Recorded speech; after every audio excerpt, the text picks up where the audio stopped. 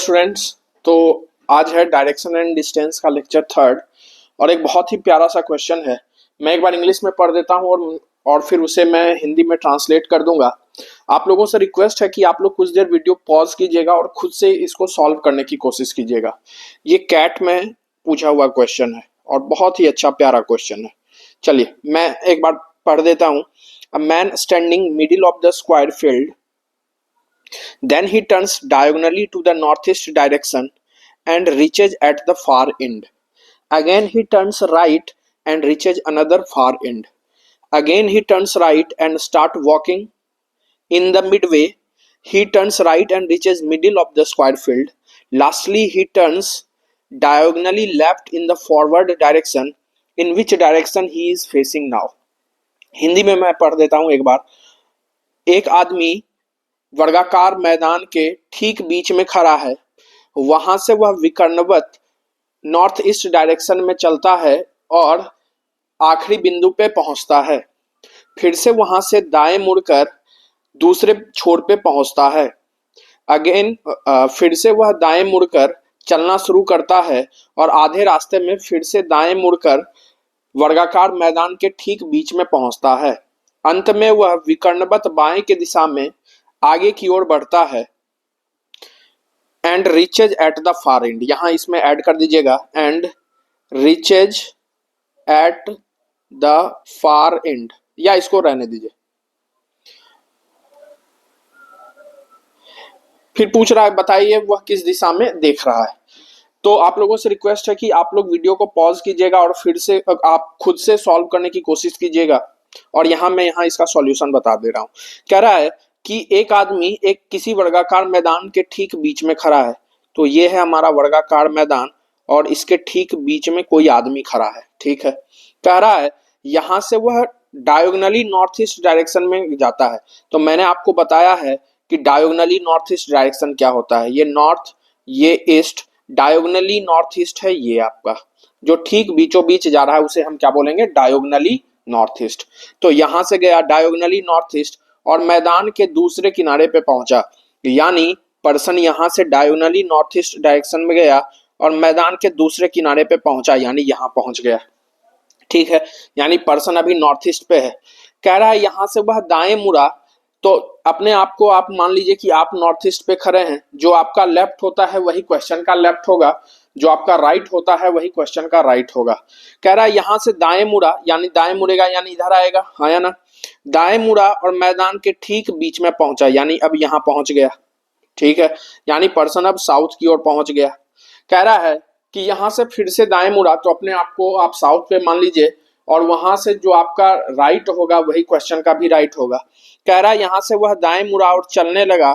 ठीक है, दाएं मुड़ा चलने लगा और ठीक बीच में इन द मिडवे, यहां देखिए लिखा हुआ है इन द मिडवे, और ठीक बीच में वह फिर से दाएं मुड़ा और मैदान के ठीक बीच पे पहुंच गया, यानी यहां पहुंच गया।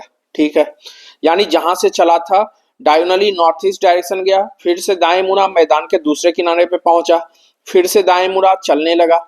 आधे रास्ते में, यानी ये आपका मिडवे है, आधे रास्ते में फिर से दाएं मुड़ा और मैदान के ठीक बीच में पहुंचा। कह रहा है यहां से वह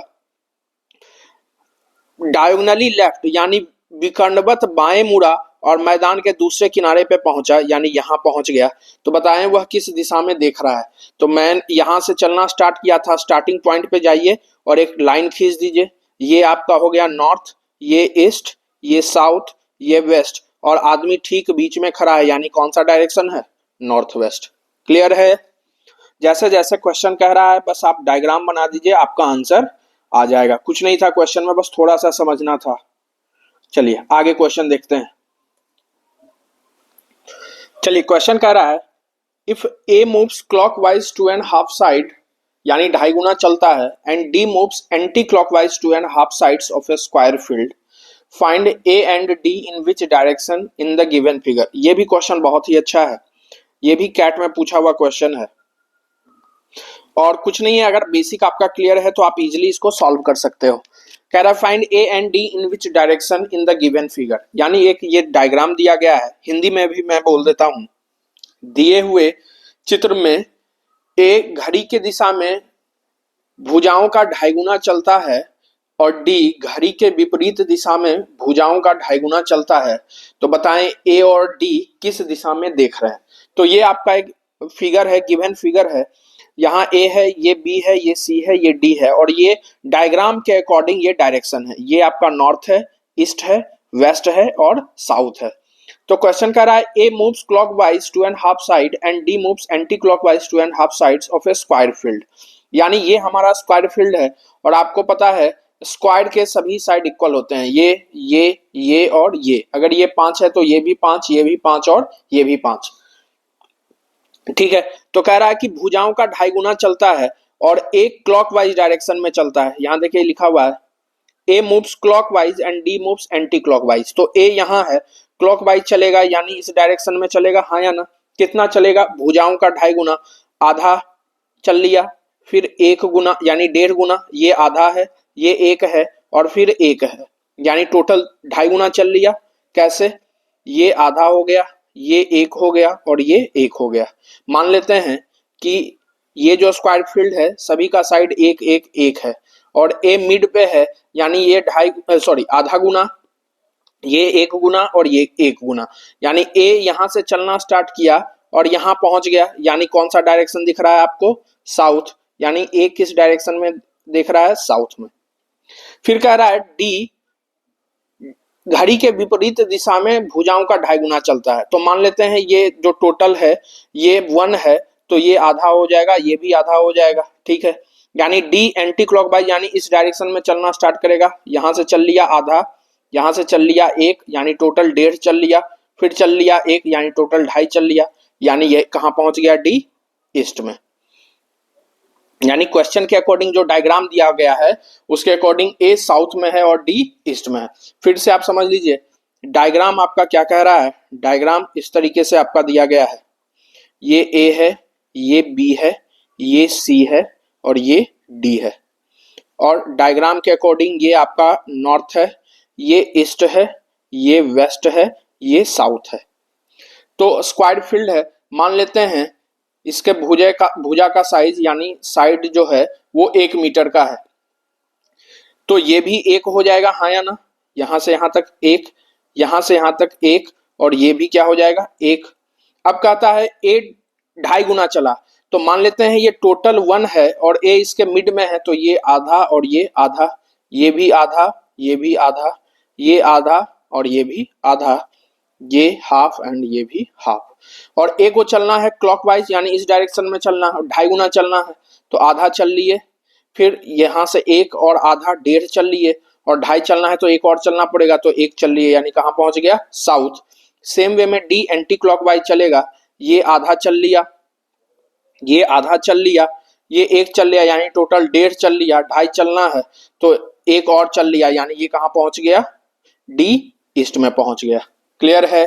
चलिए देखिए क्वेश्चन कर रहा है N is 8 metre west of O, P is 4 metre south of O, Q is 4 metre east of P, R is 6 metre north of Q, S is 8 metre west of R, T is 2 metre south of S.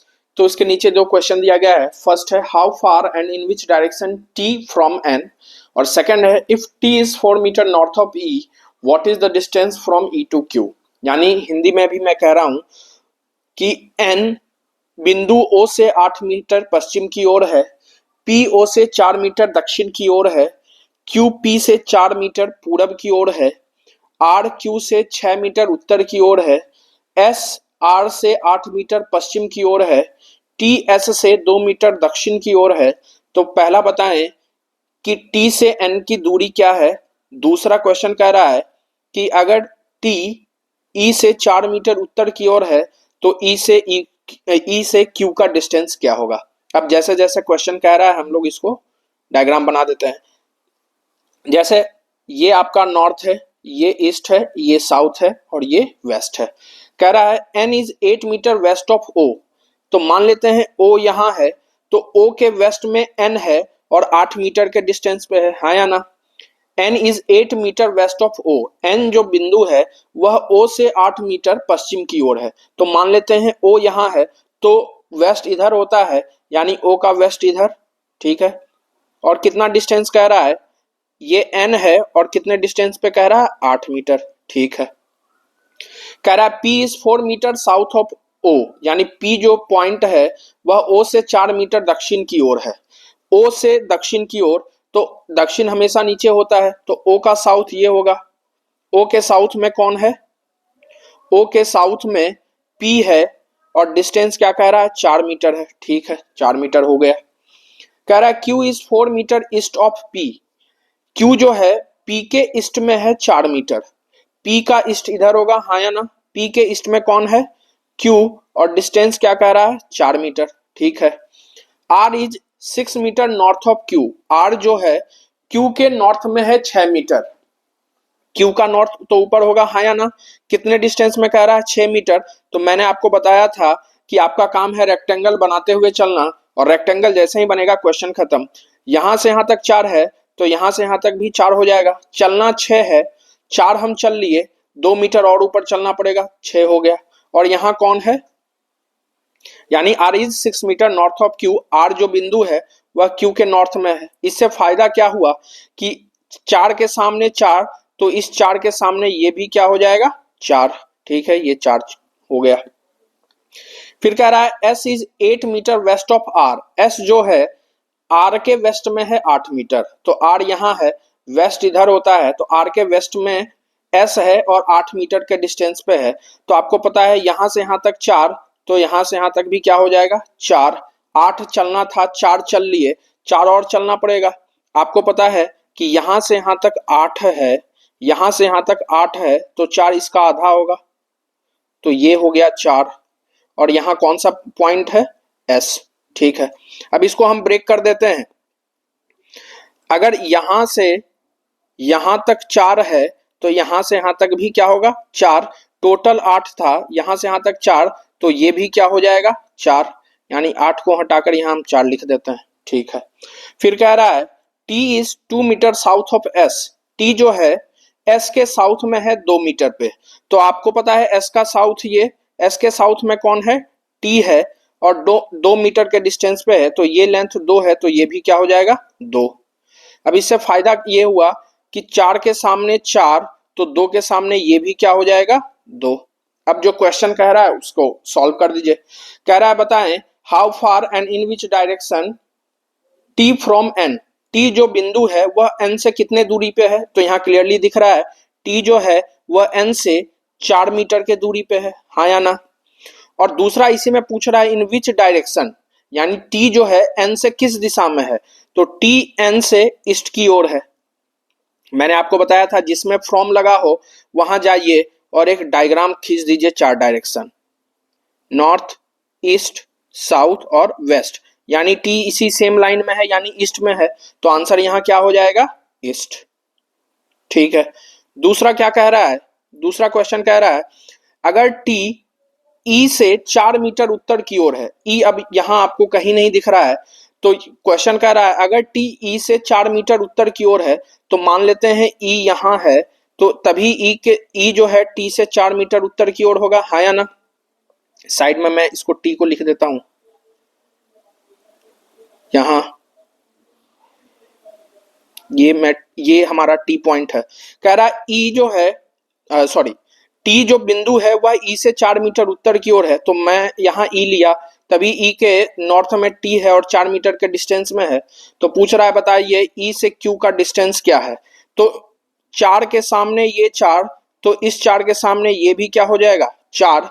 अब E Q का distance यानी total पूछ रहा है E Q का distance क्या होगा, तो हम लिख सकते हैं E P plus P Q, हाँ या ना? ईपी का डिस्टेंस 4 है, कैसे आया ये 4? तो इस 4 के सामने ये 4, तो इस 4 के सामने ये भी तो 4 होगा, तो ये अगर 4 है तो नीचे भी 4, तो ईपी प्लस पी क्यू यानी 4 प्लस 4 क्या हो जाएगा 8 मीटर। क्लियर है? चलिए नेक्स्ट क्वेश्चन देखते हैं। चलिए क्वेश्चन कह रहा है अ man is facing in the west direction, ये भी बहुत ही अच्छा क्वेश्चन है। आज मैंने जो भी क्वेश्चन करवाया है बहुत ही प्यारा क्वेश्चन है, और आप लोग वीडियो को पॉज कीजिएगा और खुद से सॉल्व करने की कोशिश कीजिएगा। इस तरीके के क्वेश्चन जब आप सॉल्व करते हैं तो आपको आपके अंदर कॉन्फिडेंस आ जाता है कि अब मैं किसी भी टाइप के क्वेश्चन को डील कर लूंगा।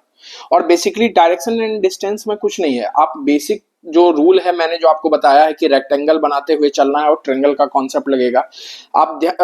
आपने देखा होगा कि मैंने जितने भी 10-15 क्वेश्चन करवाए हैं सब में मैंने इसी रूल को फॉलो किया है और किसी भी टाइप के क्वेश्चन को इसी तरीके से सॉल्व किया जाएगा। चलिए इस क्वेश्चन को देखते हैं।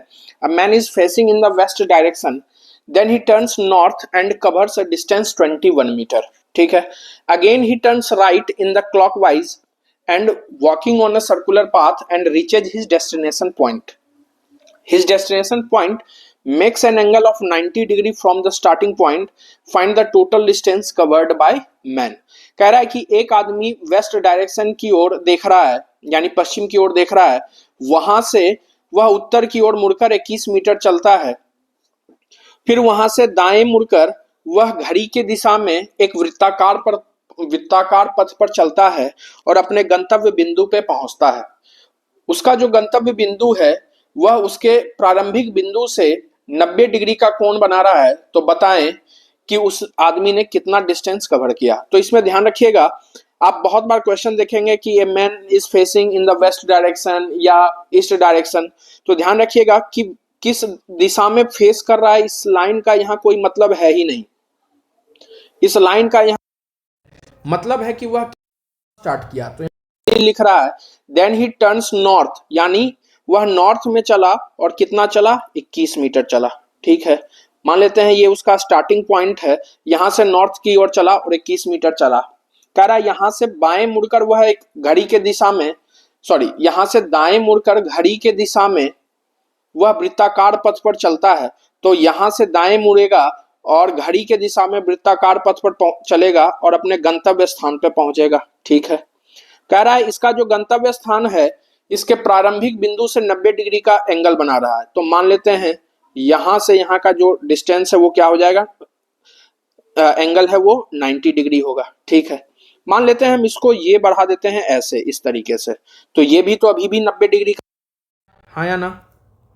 ठीक है, अब मैं इसको ये भी 90 डिग्री का एंगल बना रहा है। ठीक है, तो ये भी 90 डिग्री का एंगल बना रहा है इस पे।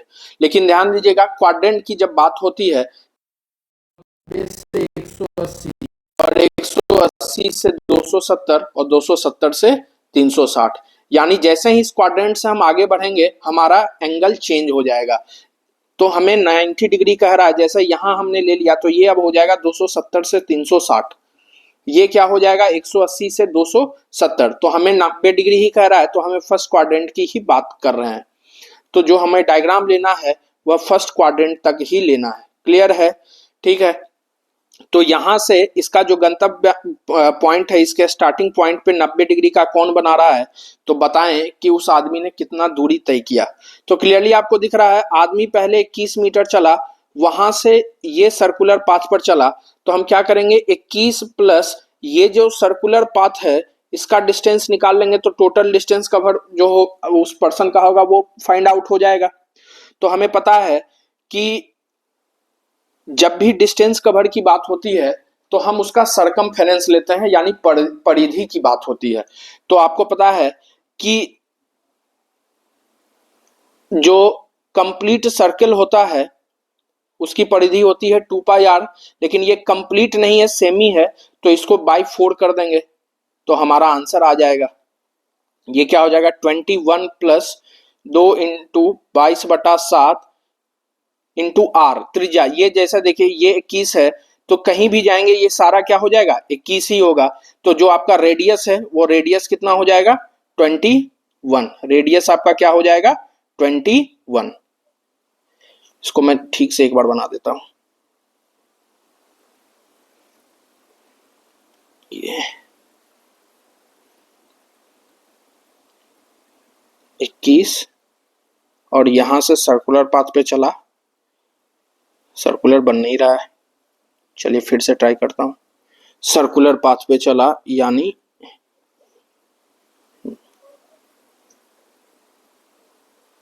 ये, और यहां से 90 डिग्री का एंगल बनाया यानी ये, यानी जो आपका रेडियस होगा वो कितना होगा 21 डिवाइड बाय 4। अब सॉल्व कर दीजिए, 21 2 11, यानी क्या हो जाएगा 21 प्लस 33 ये क्या हो जाएगा 54 मीटर। क्लियर है।